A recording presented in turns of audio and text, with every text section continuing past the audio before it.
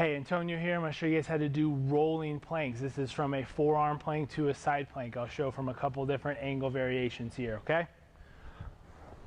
Starts off, standard plank, elbows here, okay? Just like we've talked about. Then we're going to roll to the side, okay? Then we roll back, and we're going to roll to the other side. Okay, one more time from a kind of axial view. Standard plank,